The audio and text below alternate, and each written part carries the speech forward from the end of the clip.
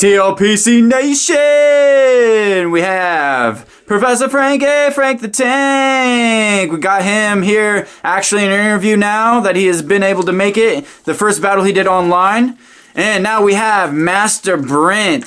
These guys have never faced each other before in battle. So we'll start out with Master Brent. How do you feel facing a new opponent? You know, like always, I feel pretty confident with my squad that I have going on. And I'm looking actually forward to this match. I don't really know quite what Frank's going to throw at me, but I will be nice to have another knockoff in this tournament underneath my belt. So it'll be fun to see what he has to throw against me. Heard. Good luck and look forward to it. Perfect. Thank you, Master Brent. Now, Frankie, how do you feel with your second battle in the tournament? Good. A little bit of a learning curve in the last one, but that'll be adjusted. So, not really going to predict too much on this one because this is more of a learning curve. Learn as I go. Heard. Keep it on the toes, and hopefully I can pull it out. Well, I love your confidence, love your positive attitude, and I love your necklace, my man. T.L.P.C Nation, stay tuned and see what happens. How's it going, T.L.P.C Nation? Master Finn here bringing you another Generation A tournament battle. We got Master Brent going against Professor Frankie, or Frank the Tank, and another battle in our losers bracket. Right now, we're going to wait and see this battle get started and see how they lead. Master Frankie decided to come join us in person now after that last battle, and let's see if he gets that gives him any better luck.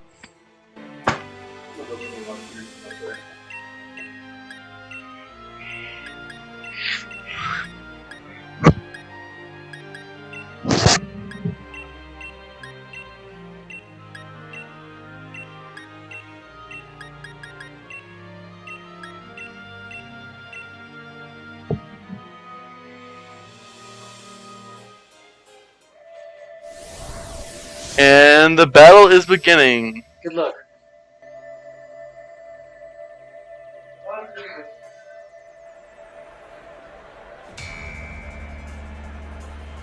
Go. And Frank the Tank sends out his Toga Kiss against Brent's Cinderace. We've seen both of these do some pretty effective damage and pretty effective strategies in previous battles. Cinderace comes out with that Gunk Shot, using that ability to turn into a Poison type, and he hits that Gunk Shot. And it's an Oko on that Togekiss. Now, we saw last battle, Frank the Tank had a problem hitting his moves. If only some of that will rub off on his opponent, that'd be great.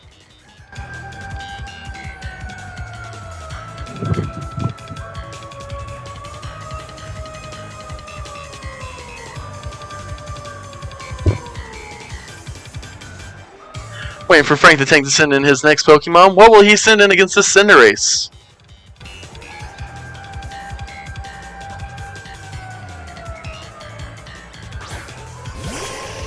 And out comes the Alolan Ninetales.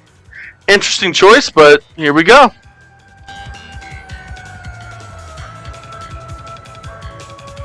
That Gunk Shot comes back out and hits the Alolan Ninetales. Getting that stab, and it's an Oko.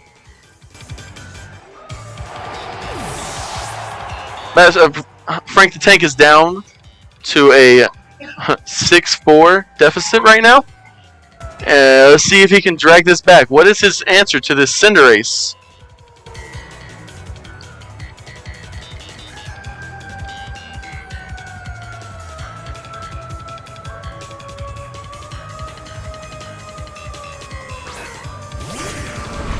And out comes the Tyranitar, setting up that Sand Stream. It was a good call in my opinion, bringing out that Rock Dark type that's known to live against this Cinderace. Now, what does the Cinderace have? It could have U-turn, could have high jump kick. It has U-turn. Goes into a bug type. Let's see how much damage this does. It does a lot of damage to the Tyranitar and switches back out. What will Master Brent send in to take a hit from this Tyranitar? And it seems it's his own Tyranitar. Tyranitar versus Tyranitar, everybody. Out comes the Stone Edge. It lands. It looks like that moment of Master Frankie not hitting his moves is finally done with, as he connects with the Stone Edge and does decent amount of damage to Tyranitar. Brent's Tyranitar comes out and uses Body Press, and that takes out that Tyranitar. That is a 4 times effective move based off its defense stat. Now, what do you do for a Tyranitar, Master Frankie? Show us. Ah, and here comes the Venusaur. Good choice, good choice.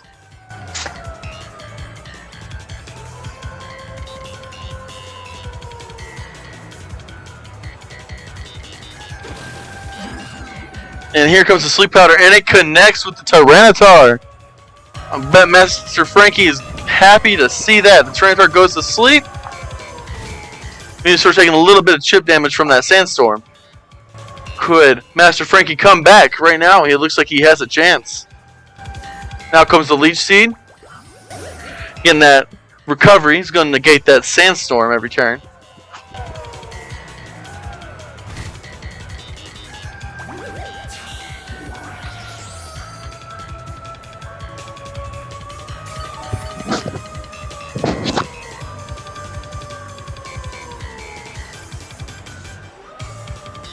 Alright, now, will Tyranitar wake up? Oh, he goes for the Solar Beam in the sand?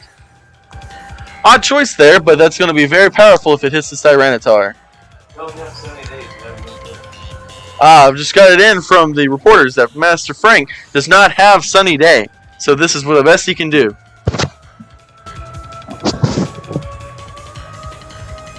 Now, what will Master Brent do? Will he let his Tyranitar get hit by a Solar Beam, or will he switch out? Looks like he's switching out. Going to reset that sleep counter on his Tyranitar. But out comes the Metagross, who's going to take this Solar Beam significantly more well.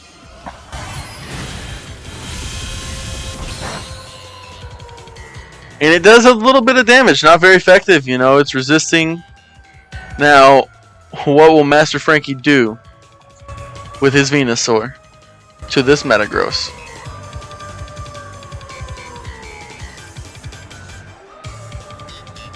Oh, and the Venusaur gets swapped out and goes into something I can't read. A Charizard! As the Metagross goes for a Psycho Cut. It's going to do a lot of damage. That high crit ratio not taking effect this time.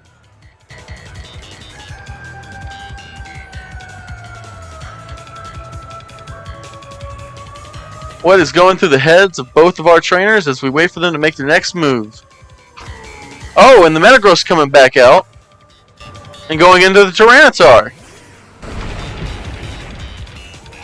Tyranitar, while it is asleep, it's still going to get that chip damage with Sandstream on this Charizard. Charizard goes for that Inferno. Strong, powerful fire type move, and if that Tyranitar is holding a berry, it's going to be incinerated. Doesn't look like it's holding a berry, though. Taking a little bit of chip that Charizard did from the Sandstorm, and here it goes with the Dragon Breath onto the Tyranitar, who is still sleeping. Will it wake up this turn? It woke up. It goes for the Stone Edge, but it misses. Misses Stone Edge, but still gets a little bit of chip with that Sandstorm. Everyone here is on the edge of their seats, as you can see.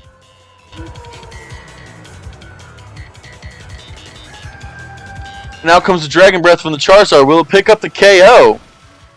It will indeed, and Tyranitar goes down, avoiding a crisis that could have came via Stone Edge from Tyranitar. But Charizard himself is not looking too well after all this turn in the sand.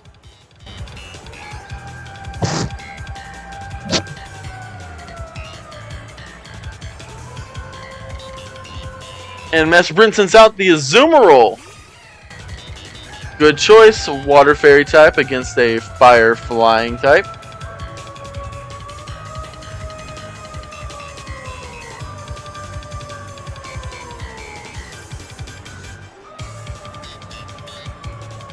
Oh, and out goes the Charizard. Gonna save it for later, it looks like. And out comes the Venusaur. Good choice. Muddy Water coming from the Azumarill. Does very little to that Venusaur, but drops that accuracy. That's gonna be big. Okay. Sorry, Joel. We'll find the right guy.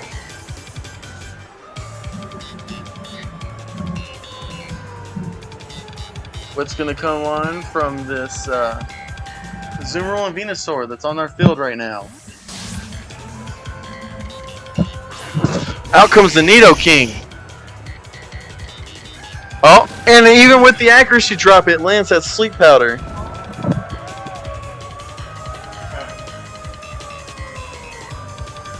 And the Sandstorm goes away. No more chip damage from that Sandstorm, with Tyranitar already out of the game. Nidoking stays fast asleep, giving a Venusaur a free turn to do whatever it wants, and it goes for that Solar Beam again.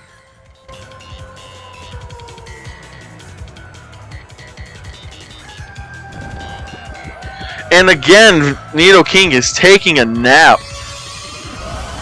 Don't know if this is some sort of intimidation tactic or if it just didn't get any sleep last night. Kind of reminds me of himself.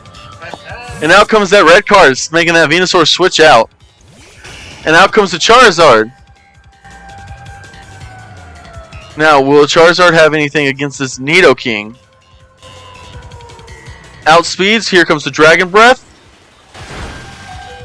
And it lives on 14 hit points and wakes up.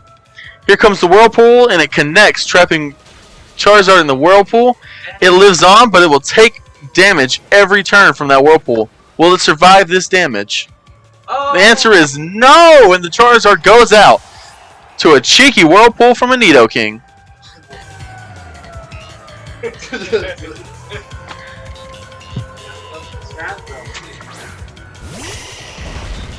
And now comes Venusaur again. Oh, and here comes the Mega Horn from the Nidoking into that Venusaur and does a lot of damage. Venusaur going for Solar Beam once again.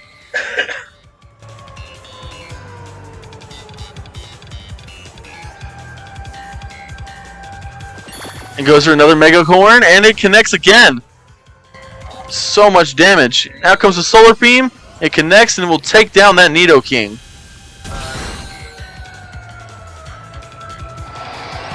Master Frankie is down to 2 Pokemon, while Master Brent still has 4 relatively unhurt Pokemon to send out.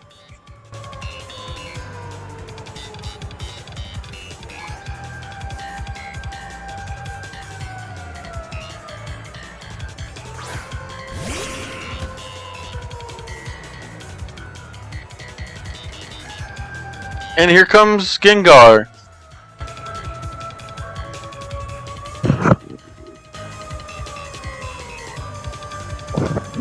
Alright, what will Gengar do to this Venusaur?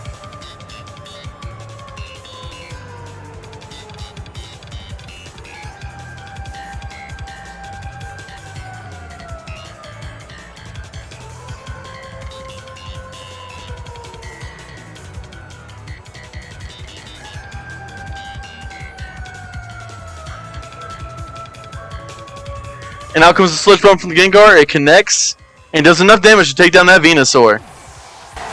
Master Frankie has 1 Pokemon left. 1 chance to come back. What does he have in the back?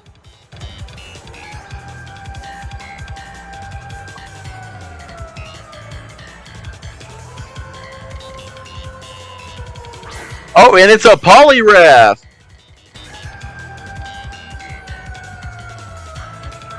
Gengar versus Poliwrath. 2 Gen 1 monsters going to fight it out. Gengar outspeeds and uses Dazzling Gleam. But Poliwrath hangs on. Out comes the Hypnosis, but it misses, unfortunately. And that looks like it might be the end of the run from Master Frankie, as another Dazzling comes and indeed takes out that Poliwrath. That was another great battle in our losers bracket for our 8th Gen tournament.